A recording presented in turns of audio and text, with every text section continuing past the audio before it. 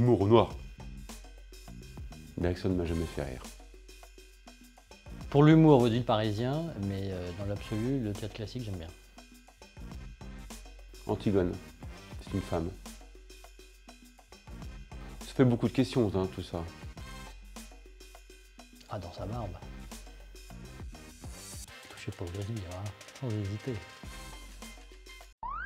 Bien sûr qu'il y a une place pour le rire dans l'entreprise. Le rire, c'est la mise en cause du pouvoir.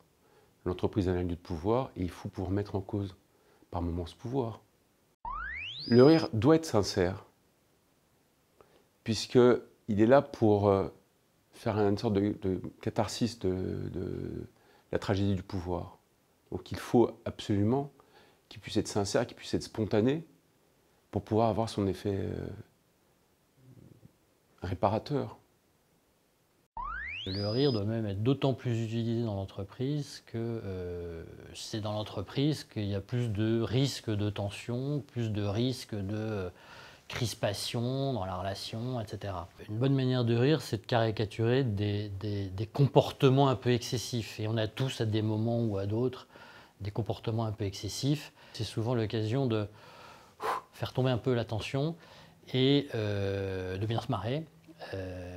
Et de braquer un peu une caméra sur celui qui a pu avoir un comportement pas forcément complètement adapté.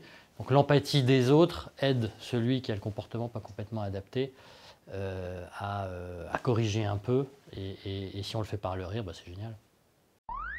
Dans le comité d'investissement d'Astorg, tu as des fois des quiproquos sur des mots mal dits ou des phrases à double sens qui permettent de décontracter complètement l'atmosphère. On est en train de réfléchir à prendre des décisions sur un investissement et des fois il y a des mots tout à fait à double sens qui permettent à chacun de s'échapper de la décision puis d'y revenir.